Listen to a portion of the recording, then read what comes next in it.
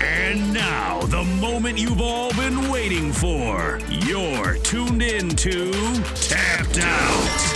Hosted by Brendan Tobin and Sean Levine. Only on the BetQL Network. What's good? Welcome into Tapped Out here on the BetQL Network. Maybe you're checking us out on YouTube, the Odyssey app. However you're getting us, we appreciate it. Produced by Jake Noaker with my co-host Brendan Tobin. I'm the sports machine, Sean Levine. But forget about this, Sean. Let's talk about the new champion, Sean Strickland. Whoa, dude.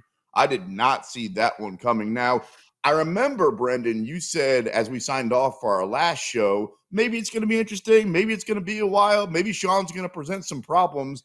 I didn't meet anybody, including Sean himself, that said, I'm going to go out there. I'm going to beat up Israel Adesanya. I'm going to run right through him, and I'm going to win 4 out of the 5 rounds. Like, that was as big as an upset, really, as we've ever seen in the history of the sport. It was a great performance, man. I think the thing that we have to be just so impressed by Sean is just how technical he was. You know, we think of Izzy as probably, I don't know, one of the most decorated strikers that's ever entered the octagon. And I mean, he really flummoxed him. And it really is, it's so interesting to see how something that looks so simple can derail, the guy who has all the highlight reel moments that Izzy does. And we just saw this against a guy who you would think has, more intimidating power against Alex Bejeda. And he kind of did the cage of dope thing a lot with him where he was waiting for his moment. And instead of this one, Sean got that knockdown in the first round, nearly put him away. And I really just don't think Izzy ever regained his confidence to pull the trigger on anything. That's what I was going to ask you. Is that what happened? Was it the early shot? Because most of the time, like in an Israel Adesanya fight, he's the one that's controlling the fight. And Strickland, it took a while, but towards the end of the first round, put him on his ass. And at that point, the fight was completely different. Izzy did not look like himself, couldn't pull the trigger often. And Sean Strickland, especially with that jab, I mean, nobody jabs Israel Adesanya whenever they want to. And he was connecting all the time. And the craziest part was Adesanya couldn't hit Sean Strickland. It was almost like they had switched bodies at some point in that fight.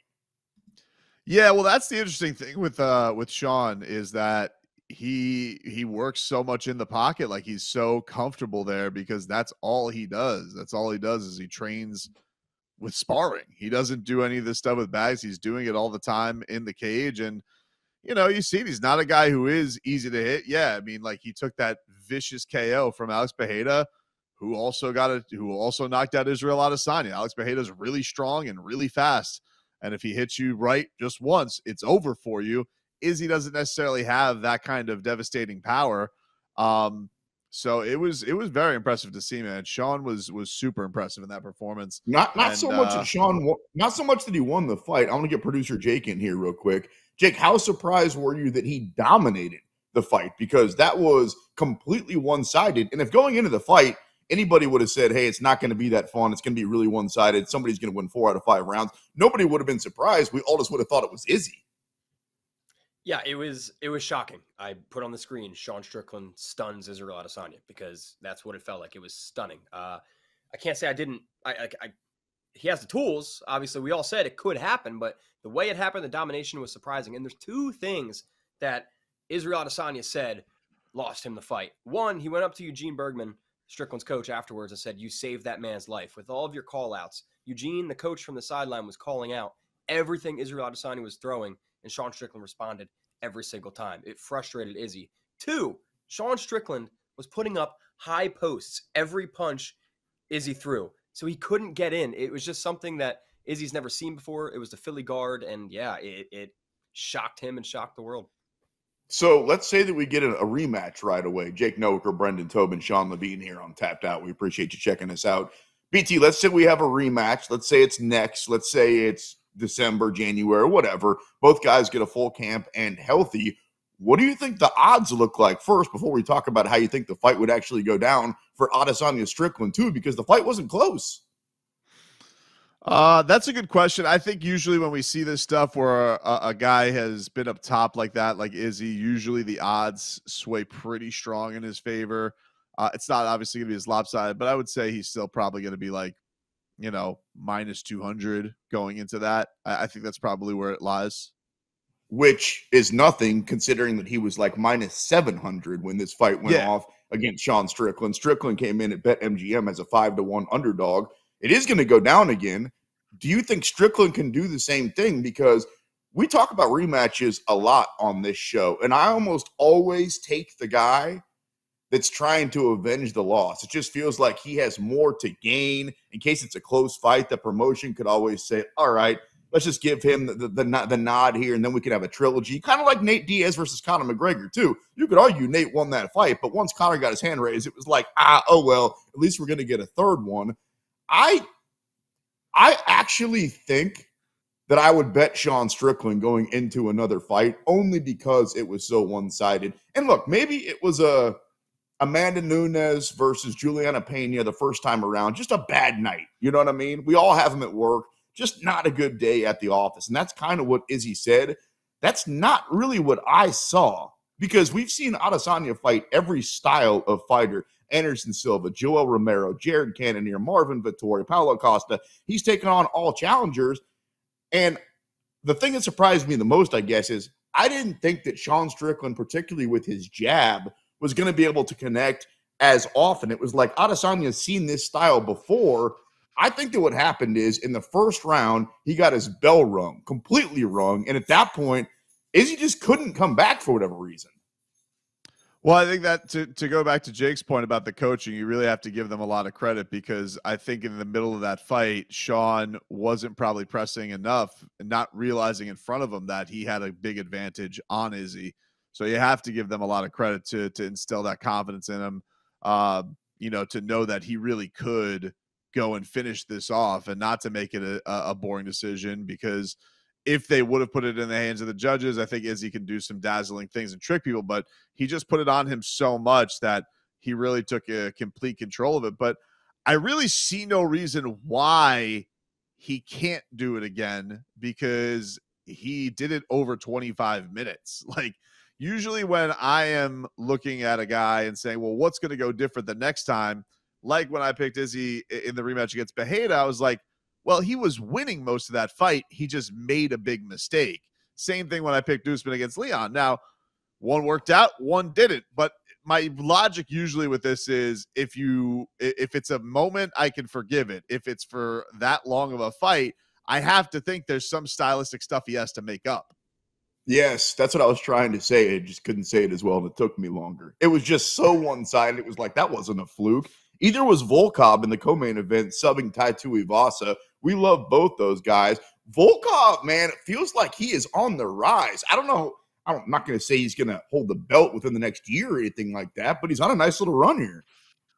Yeah, he's definitely like the probably the least sexy candidate that's in there, because he's just been around forever. He's Bellator heavyweight champion. He's changed back tattoos. He's been around that long. His English, though, have you heard how good? Like when we brought him on the show this time a year ago, and he invited us to go polar bear fishing in Russia, he had to have his interpreter, and had to. But when I say had to, he really had to. He took the press conference. He took the microphone in the cage afterwards. His English is better than ours, which isn't saying much.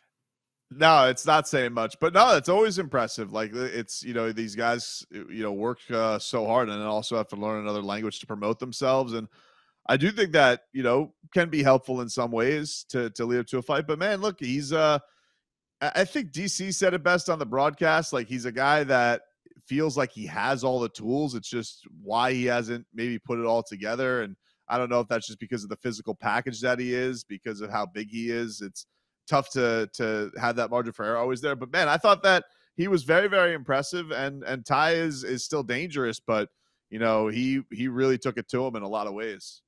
Speaking of impressive, last Saturday night, and it was fun. So Manel Kape took out Felipe Santos and then had the back and forth with Kai Kara France. I love that. That was one of my favorite parts of the whole night. Yeah, I mean, until his slip up there at the end, I thought it was a great build up for their fight. It got a little weird. It got a little uncomfortable. People were getting a little too loose in Australia. I don't know what the hell was going on with that, but no, man, it was a good performance, and I thought that for that kid to push Manel the way that he did, I thought was really, really impressive, because you know, that's a guy who's been in there with some of the best guys. He's been in there with the champ in a close decision. So he really showed something for his debut and a last-minute replacement. But I am interested in the Kai Kara-France. That was supposed to be the matchup. Feels like they have to make that. Let's spin the wheels forward here on Tapped Out. Actually, coming up a little later on this podcast, you're going to have a conversation with one Jack Della Maddalena. He's a minus 155 favorite against Kevin Holland this Saturday night. I'm surprised about that. I feel like Kevin Holland is fighting better than he ever has. He's got a ton of confidence right now. That's a pick 'em if I've ever seen one.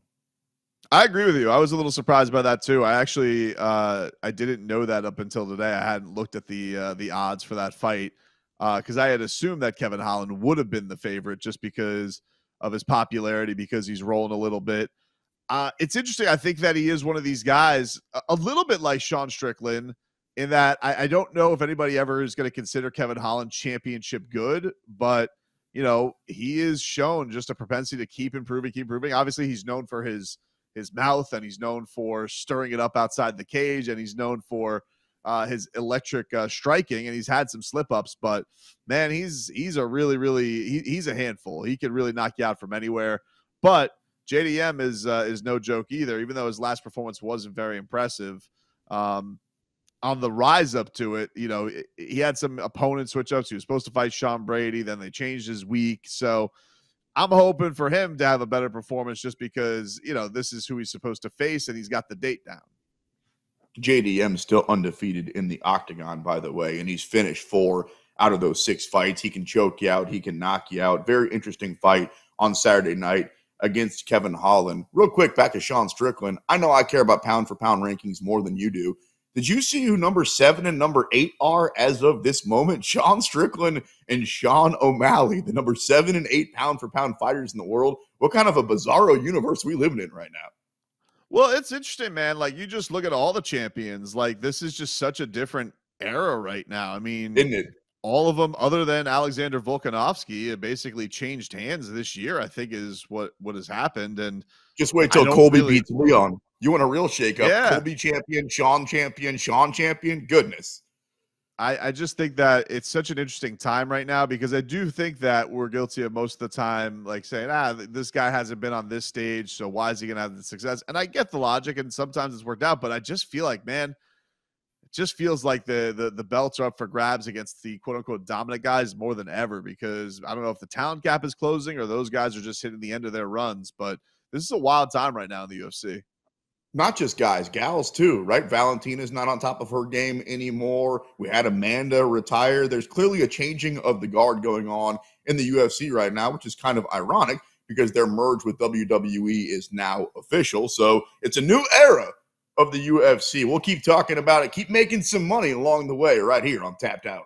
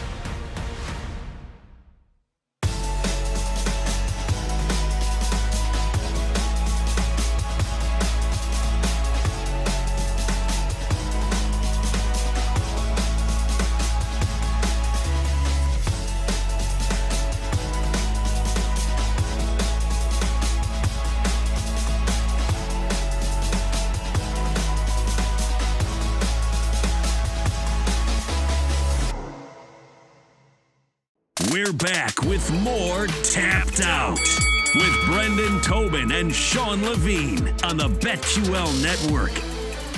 Welcome back in, everybody. I'm very excited to talk to our next guest. He's a bad dude right here. This guy is one of the best young up-and-coming stars in the UFC. Jack Della Maddalena, he is joining us here. JDM, thanks so much for the time, man. Really appreciate it. Pleasure, Brendan. Thanks for having me. Oh, man, we're very, very excited about this, man. This fight against you and Kevin Holland, it has another performance of the night written all over it for you. How jacked up are you for this matchup?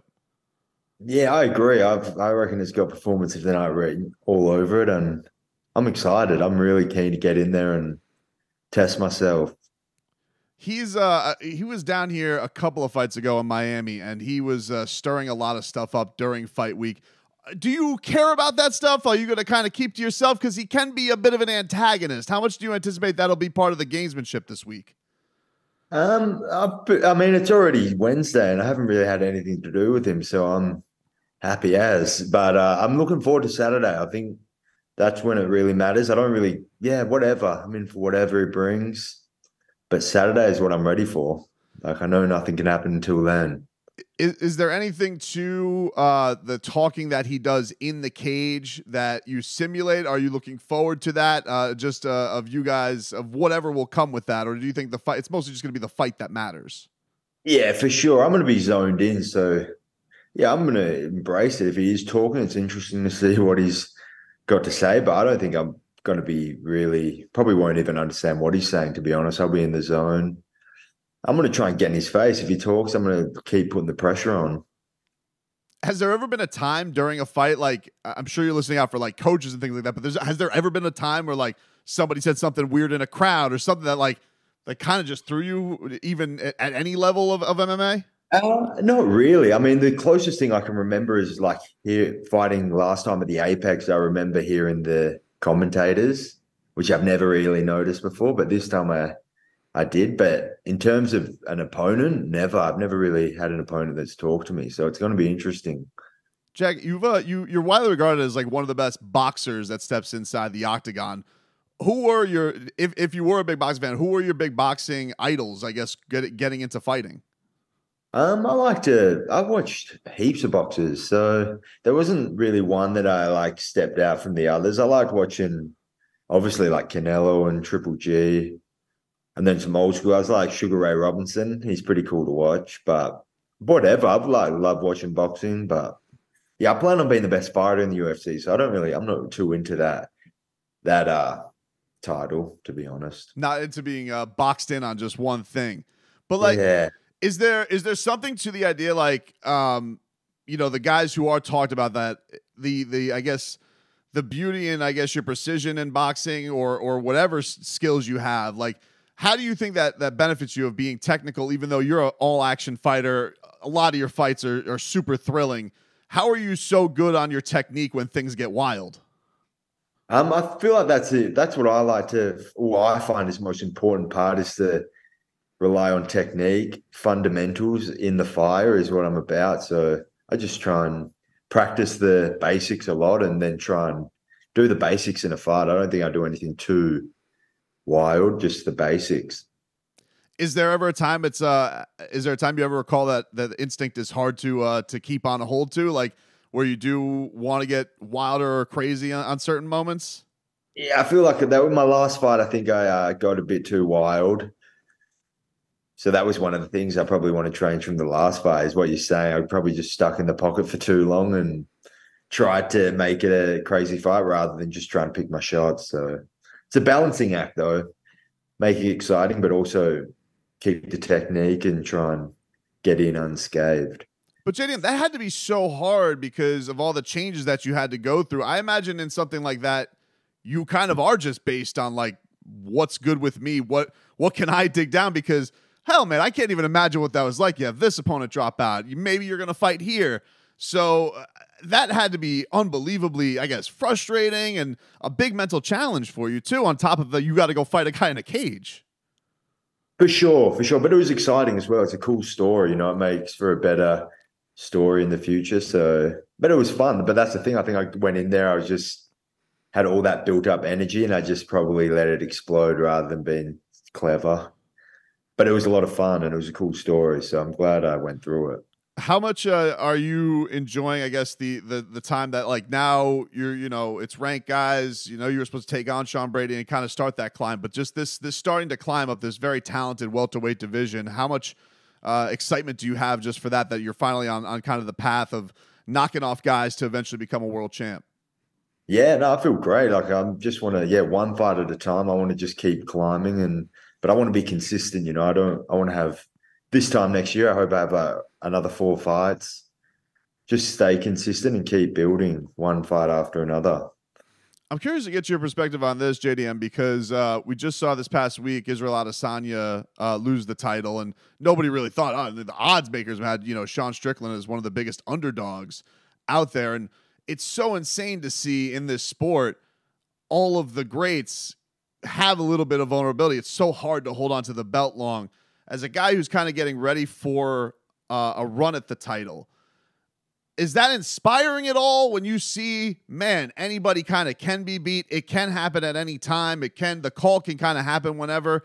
What is your perspective, I guess, of all of these champions being knocked out, the guys who had the belts for long times, even Valentina, who, is in the main event this week? We're seeing a lot of that now where the young up-and-comers are kind of taking over.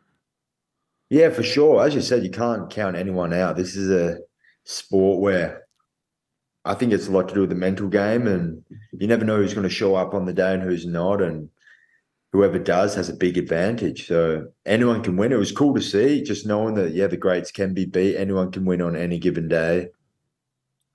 But that's what makes the sport so great. You can have these crazy streaks, but someone's always going to be there that can take it.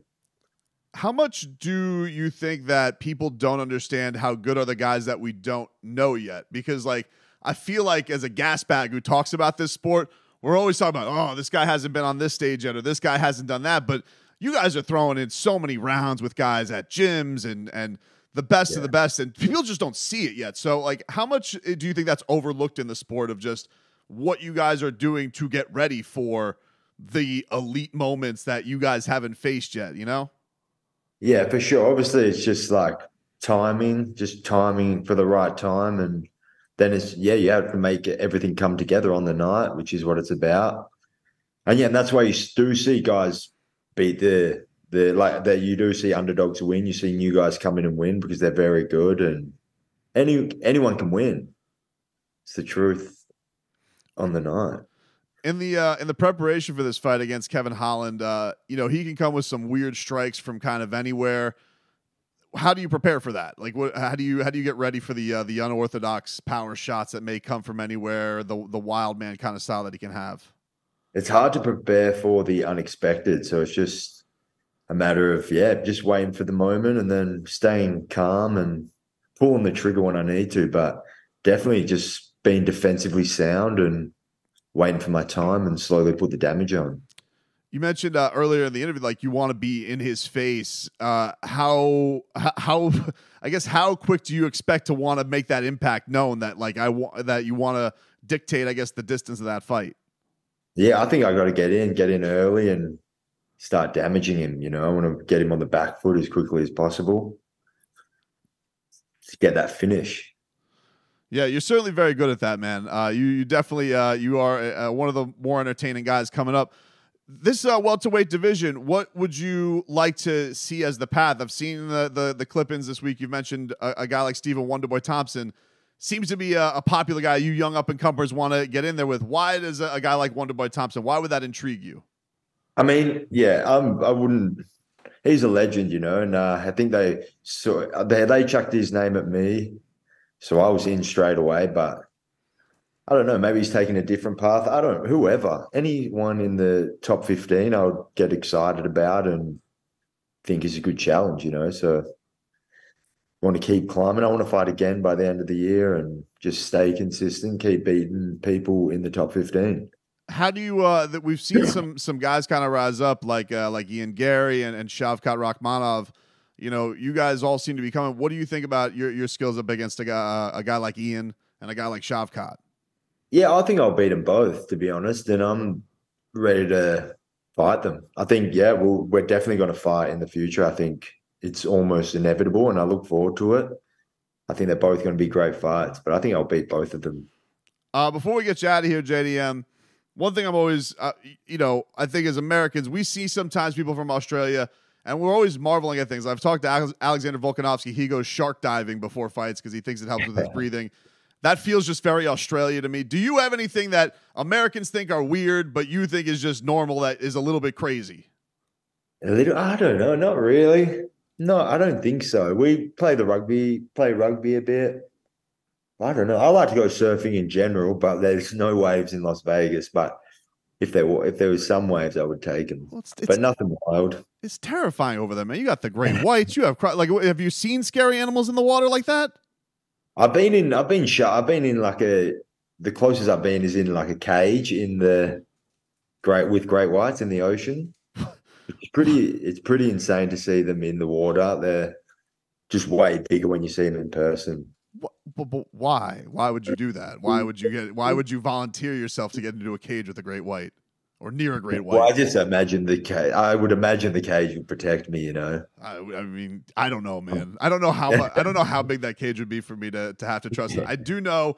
Listen, being in a cage with you must be absolutely dangerous. It is super entertaining, and we can't wait to see you coming up. ESPN Plus. You can see Jack Della Maddalena coming up against Kevin Holland this week on ESPN Plus. They are the co-main event of Alexa Grasso and Valentina Shevchenko. Thanks so much, my friend. I appreciate the time. Pleasure, Brendan. Thanks for having me. All right, take care, man.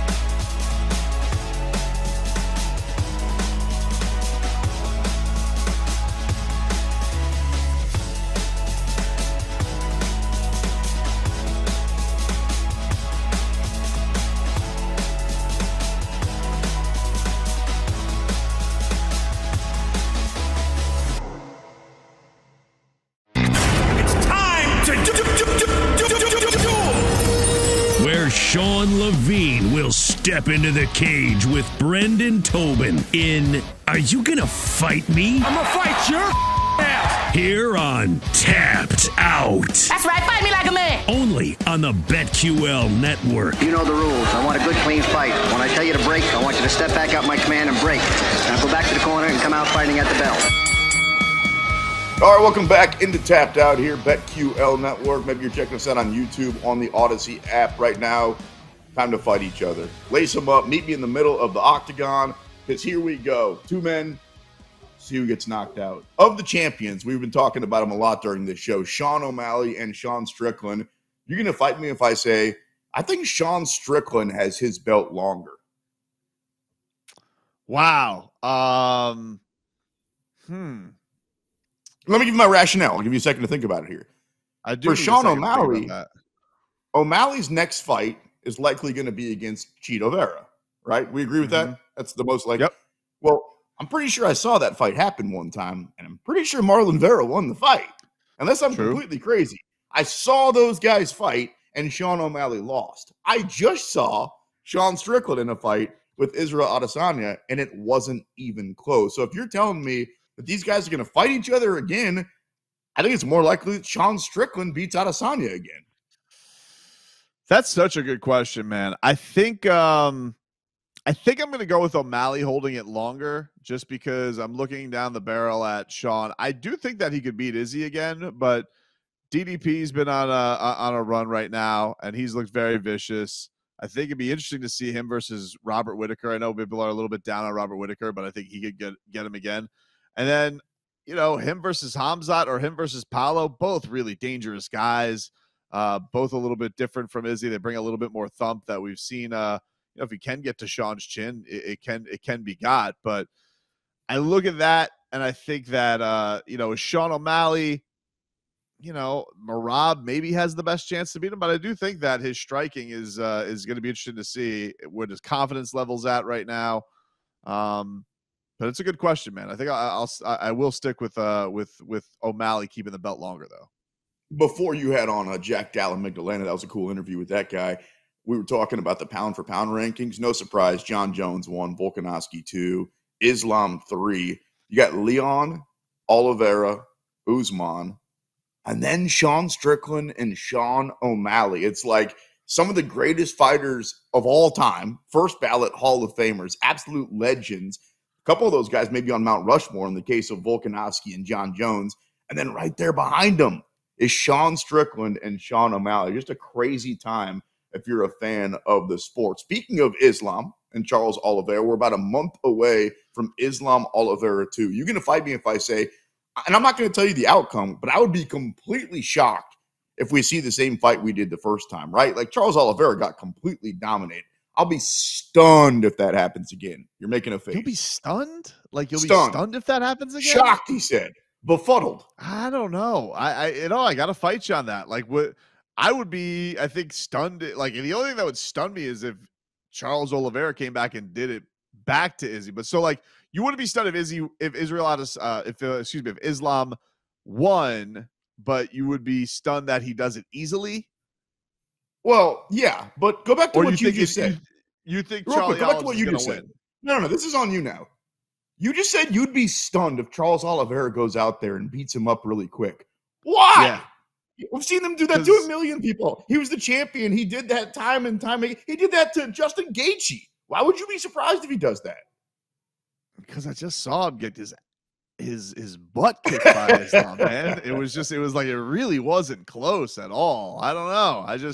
I feel like once you got the style to do that to somebody and like not even feel like you broke a sweat in the middle of the fight, you're gonna have to do a lot to convince me to tell me that the opposite's gonna happen, and it's gonna take more than one win from Oliveira to do that.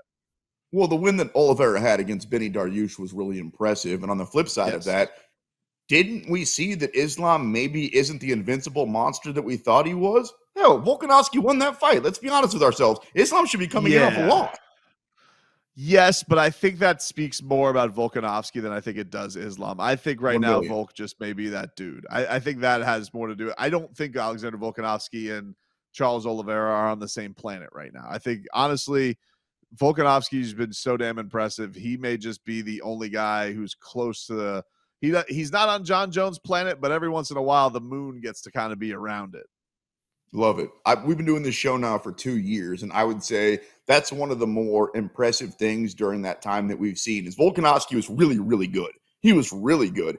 He's become an all-time great over the last couple of years. Even in a loss against Islam, he earns more respect. I'm with you. Like, if you want to tell me, twist my arm, that he's the best pound-for-pound fighter in the world, I'm cool with that.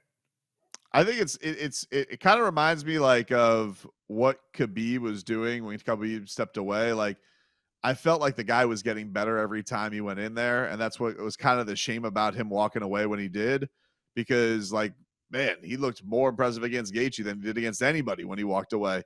And I think with Volk, he's like, and we're seeing right now how hard this is right now on top of champion, all the different styles you have to take on. And yes, he technically just lost, but he went up in weight to do it. I'm not holding that against him, just like I didn't hold it against Israel Adesanya to lose to Jan. That was a balls move by him. He looked fantastic. It was what we thought was a win. So I don't look at that to Islam Makhachev and say that's bad on you for making that close. I think, to me, I still go back to the style of the last fight and be like, he diced up Charlie Olives. Like, and I think that he's going to be making himself a new championship martini. Well, we've seen that size or weight doesn't necessarily matter in the case of Alex Volkanovski. So prime Volk versus prime Khabib catchweight, who wins? Wow. Oh man, that's a good question.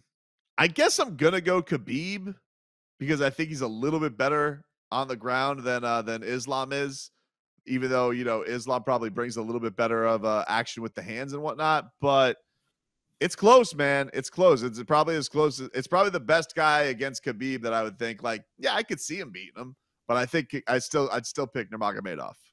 When we look back at history, I wonder which guy is going to be considered the better fighter. That's interesting because Khabib right now in a lot of people's Mount Rushmore, I think that Volkanovski is really in his rearview mirror. Hamzat Chimaev, Paulo Costa is only a month away also. You're going to fight me if I say if Hamzat loses, his mystique's kind of gone. Not going to fight you on that. It's a huge fight for him. He's been away for a long time. We waited forever for him to pick a damn weight class. It's probably one of the more high-stakes non-championship fights that the UFC has out there right now, because I think if he wins, man, you're talking about this guy is right there with, you know, Sean Strickland and the next wave of champions. And if he can, you know, he's going to prove that he's at that championship level. And, you know, I think that Hamzat could probably beat Sean Strickland. But if he loses, yeah, then you have a lot of window dressing. You got a lot of window dressing to do. I don't really know where he goes after that. So huge pressure fight against a really dangerous fighter in Paulo Costa. This dude's had the weirdest UFC, and he's very young, very early in this thing, but nobody heard of him. I want to say he was an underdog or a pick'em in his first fight on Fight Island.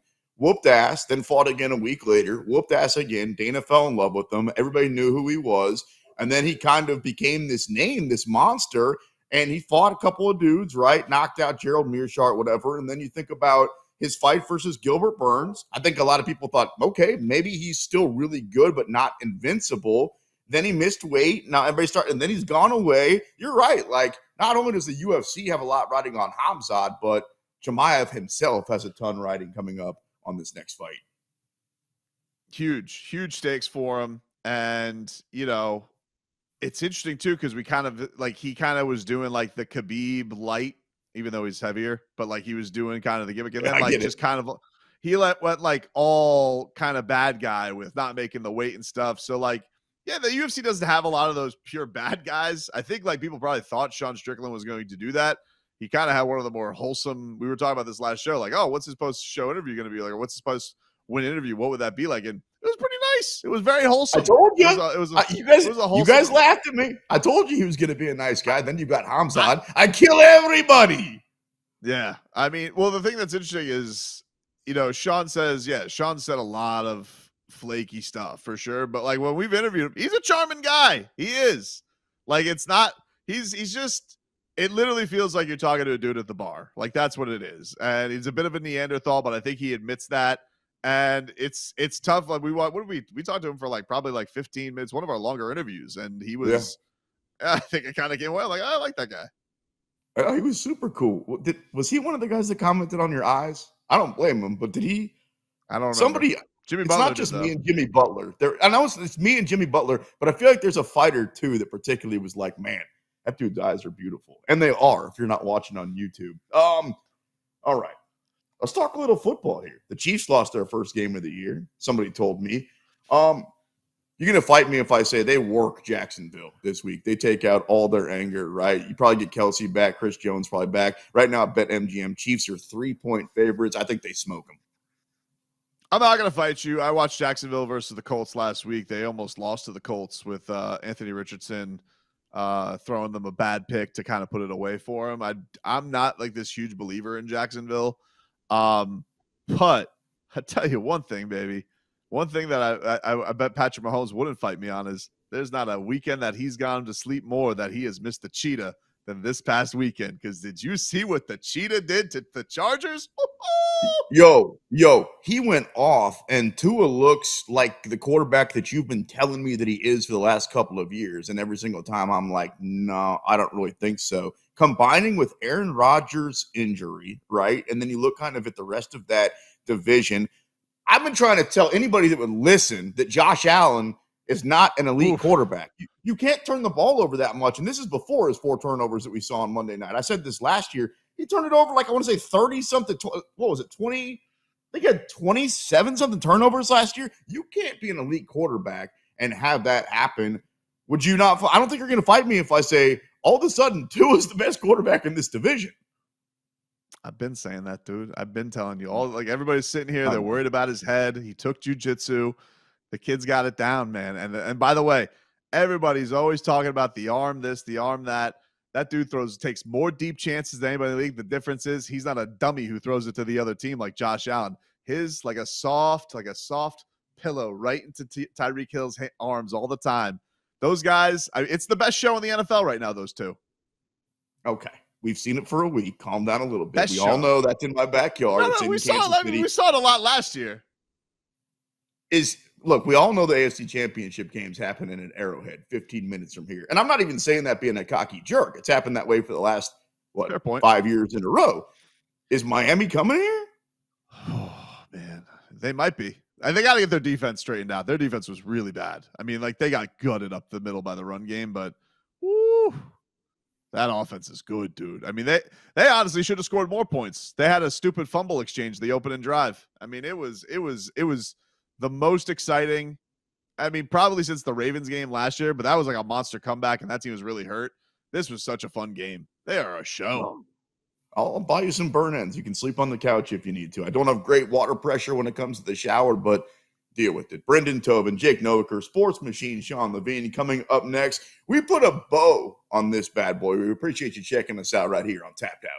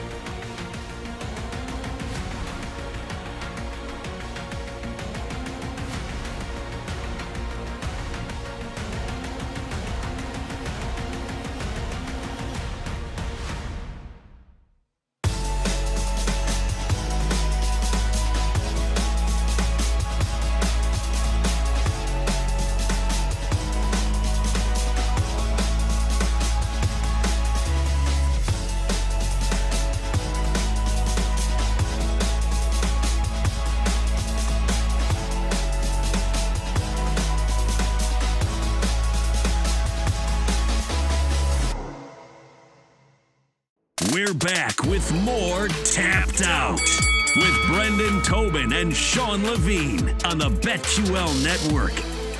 Tapping out here on Tapped Out with Brendan Tobin, Jake Noaker. I'm the sports machine, Sean Levine. Let's get to some news and notes when it comes to the world of fighting. Let's step into your world real quick.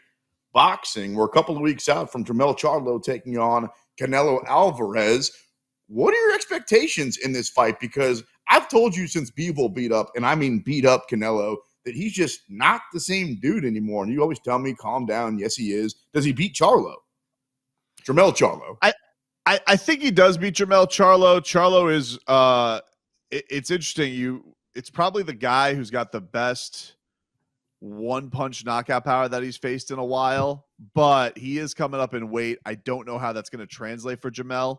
But Jermell, I think the thing that's impressive about him is he's not your run-of-the-mill, been undisputed champion at 154, not your run-of-the-mill guy who is, had the cleanest rise. He's had to bounce back from losses like Tony Harrison, but he's also not a guy who's fought nobody, and Canelo's his big shot. He's been in there with really tough guys, and so he is battle-tested. It's just a matter of how is he going to be coming up against the weight, like he's jumping from 154 to 168, and he's not Terrence Crawford. Like when I'm talking like Terrence Crawford, I'm like, oh, well, Terrence Crawford's a sensational boxer.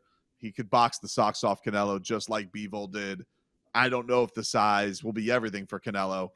Charlo very much feels like he's the guy who's got the puncher's chance. Like he's got to catch Canelo with something, and that's got to be the route to go beating him. I don't know if he could win a decision against him.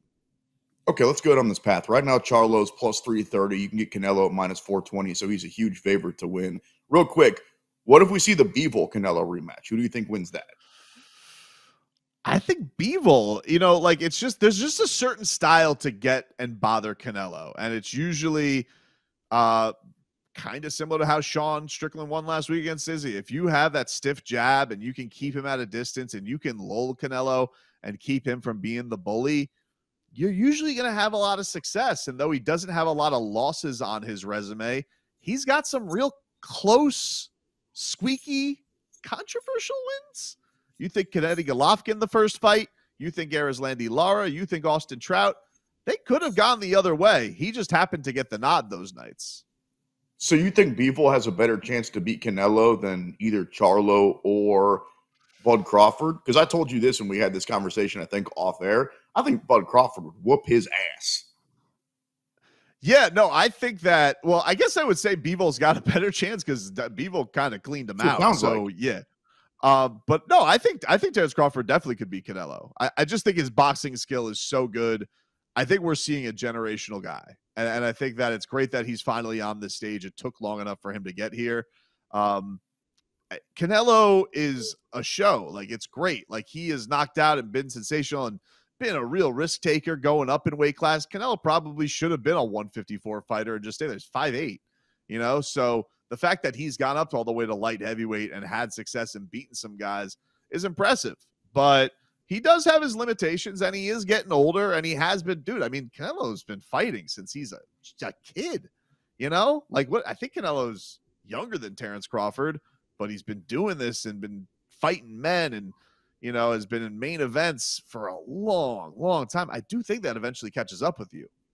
Jake, let me know how old Canelo is, because I don't think he's as old as most people think. I want to say 32, maybe? Or is that too young? I feel like a lot of people... 33.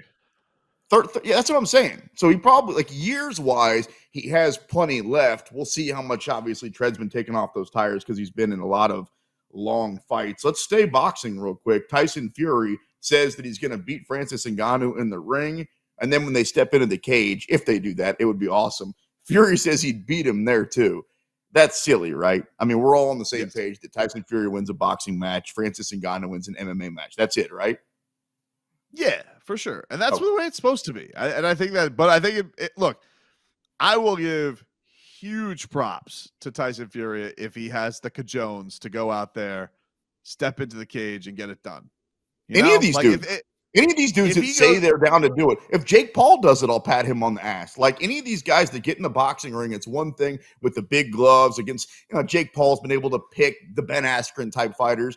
You get in there, mixed martial arts, 4-ounce gloves, and they close that cage door behind you. That's where you get my respect. Oh, for sure. And I think you get more. It's funny, man, because it's tough to know what fan base is more fickle, but I do feel like MMA fans do embrace the freak show a little bit more, probably because the sports at time was looked as a freak show. Like Jake Paul's going to get more credit for the first MMA fight that he takes than all of his boxing matches put together, for sure. Well, think about how we got into this whole thing. Like you said, this whole thing, UFC 1, it was a freak show, right? It was like a 160, 70-pound fighter beating a 400-pound fighter to move on to the next round. Like, that's what this whole thing was made on. Brendan Tobin, Sports Machine, Sean Levine, talking a little fighting here on Tapped Out. And we've got, what do they call them? UFC Fight Night this Saturday? UFC Noche, dude. That's great.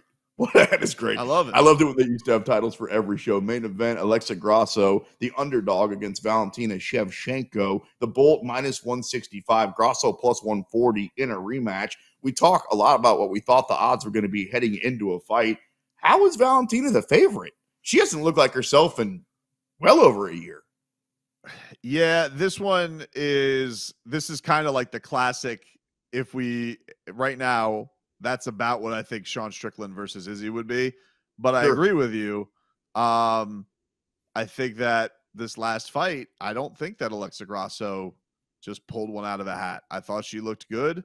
She got Valentina. To your point, Valentina's kind of been looking a little bit shaky the last couple times around. She has not looked like the unstoppable force that I think there was a time Valentina looked like, oh, no one's going to beat her. No one's going to touch her. A year and a half ago. It wasn't that long ago. Yeah. Yeah, it wasn't that long ago. But I just think that it's a tough thing, man. And I don't know what it is. I don't know if it's more fighters are just catching up. I don't know if it's people are getting better suited to train. I don't know what it is, but we look around right now and it's so interesting to see all these long reigning champions get upended. And I think that it's really made me rethink a lot of the stuff because, we get on this every week and we're like, oh, well, this guy's been on the stage. This guy hasn't done it yet. But man, these guys are just showing themselves to be so well prepped. The coaching is so good to go and take out these icons. But yeah, you give me Alexa Grasso as a dog. Why wouldn't I take her? She looked fantastic the last time around. And I feel like she probably is improving. Whereas Valentina, I think that there may be a little bit of a decline there. Underdogs in our sport, it is the time. Like if you want to make some money betting on any sport and you just have a little bit of change to lay down, put a little bit on Sean Strickland, put a little bit on Sean O'Malley, right? Put a little bit on the Bolt to lose a fight. Crazy, crazy times. Speaking of, we're not that far away from UFC 300. We're now 6 pay-per-views away. Conor and Volk have been going back and forth just a little bit here. What are your inclinations? Like, what do you think they're thinking for UFC 300 as far as main event fight, main event fighters? Do you think they already have something in mind, or we just kind of let this thing play out? Yeah, I think we got to still let it play out, man, because honestly, I thought Izzy versus Hamzat was kind of like my front runner. I was like, oh, because, I don't know about Conor. I'm taking Conor out of the ring right now because, fight, and then we'll talk about you being at 300. Yeah. If he could fight at and John too. At this point, you got to take John out of the equation too because he said he's probably going to retire. Yeah, John's telling me he's going to retire. So if I had to go with active matchups, I would have been like, oh, probably going to be Israel Adesanya, Izzy versus Hamzat. That's a really big fight. I think that's really good. Now, obviously, that's got to throw a wrinkle to it. I don't know, man. I mean, Sean O'Malley, I would say, is probably either Sean or Volk got to be the lead ponies, and it's dependent on the matchup. I don't know if it's either an Islam rematch. Probably that would be I would say that's probably the front runner. Like if I had to put the odds on what's UFC 300 main event, I would say Volk versus Islam 2. So O'Malley, in all likelihood, fingers crossed, is going to fight before that. It's going to be against Cheeto. Let's say O'Malley wins that fight.